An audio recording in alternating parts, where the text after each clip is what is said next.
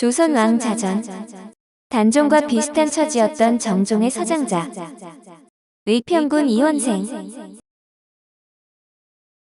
의평군 이원생은 정종의 장남으로 정확히는 서장자인데 어머니는 수계지시이며 친형제로는 남동생 선성군과 임성군 그리고 여동생 한 명 웅주가 있고 고려 말 무장이었던 지훈의 외손자입니다.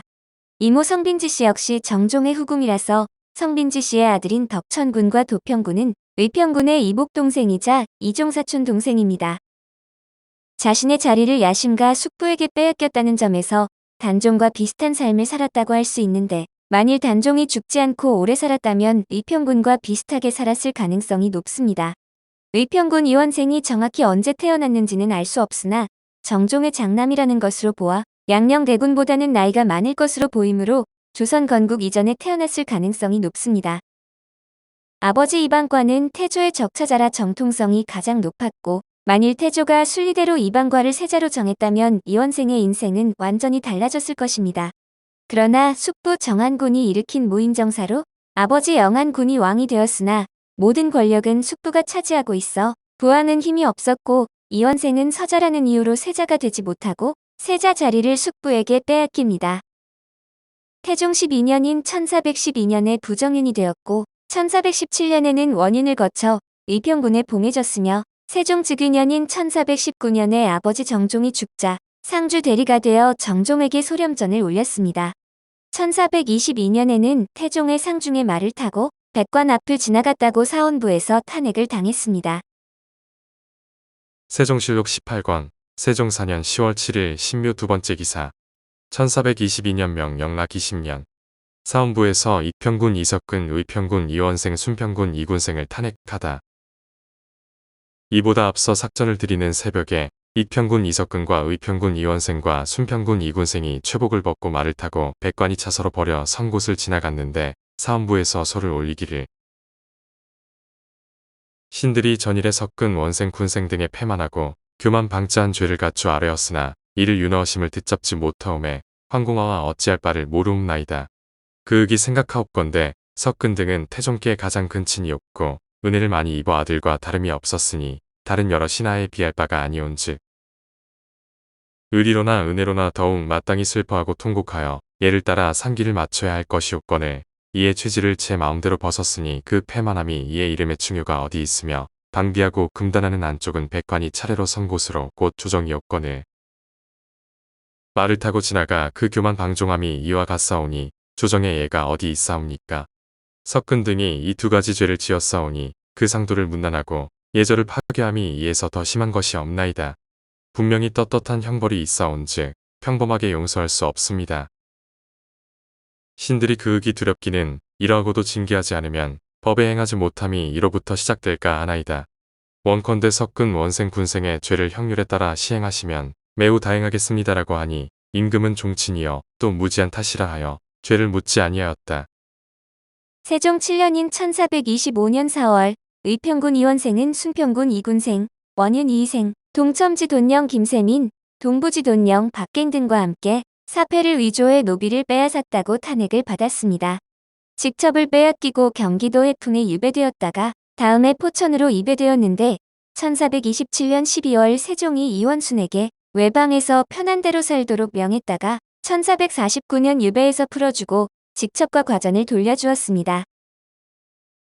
세종실록 27권 세종 7년 3월 28일 무술 두 번째 기사 1425년 명 홍희 1년 태조의 거신양 사패를 위조한 정천보 송유경을 통해 원생의 죄도 드러나다. 사원부에서 계하기를 정천보와 송유경이 두 차례의 압수령 끝에 사실을 토로하기를 태조께서 친히 도장 찍어 내리신 양으로 사패를 위조할 때에 의평군 원생도 또한 더불어 공모했다 하옵니다 하여 원생을 의금부에 내려가두고 태조에게 명하여 위관 대간과 합동하여 다스리게 하였다. 처음에 원생이 어느 사람과 더불어 노비장액을 송사할 적에 전에 내려오는 문서가 분명하지 않아서 형세가 장차 이기지 못하게 하매 서재 송유경이 꾀를 내어 말하기를 만약 태조께서 공정왕에게 노비를 주신 문건을 위조하면 가히 얻을 수 있을 것이다 하여 드디어 간특한 정천보와 더불어 태조의 도장을 모사하여 문서를 위조하였는데 원생도 또한 관여하여 이를 알았던 것이었다.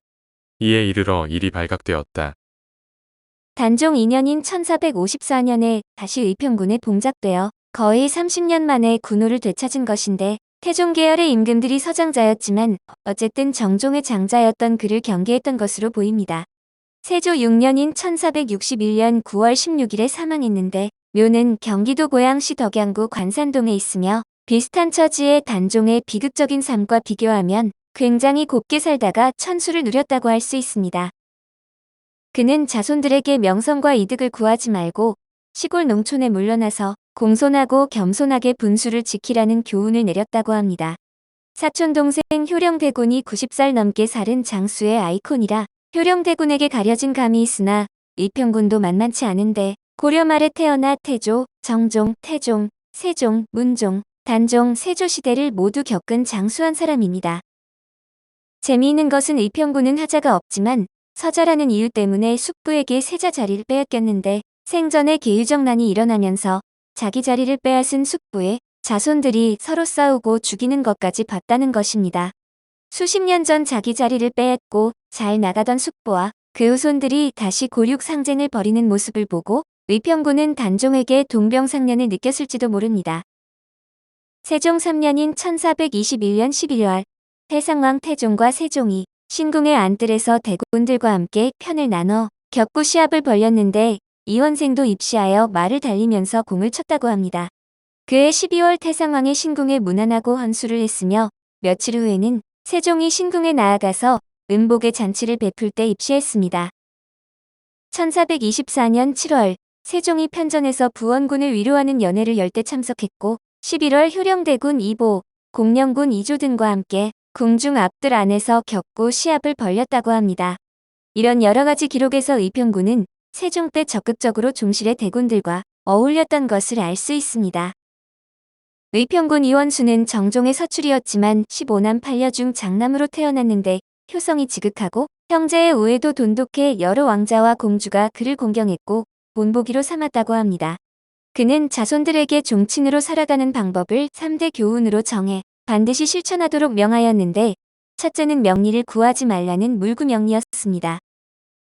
둘째는 시골 농장으로 물러가서 살라는 퇴거양장이고 셋째는 공손하고 겸손하게 자기 분수를 지키라는 공검자수인데 이 교훈은 의평군파에서 불문약정으로 줄곧 지켜서 내려왔다고 합니다.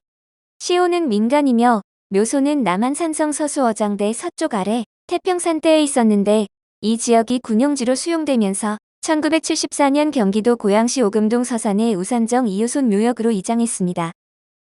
부인 철원 최 씨는 최치숭의 딸로 5남 3녀의 자녀를 두었는데 장남은 우산정 이효손, 차남은 제전부정 이효온, 삼남은 아인부정 이효영, 사남은 도계부정 이효장, 오남은 이성부정 이효공입니다. 장녀는 박준산의 처이고 차녀는 안우신의 처이고 삼녀는 조말견의 처입니다.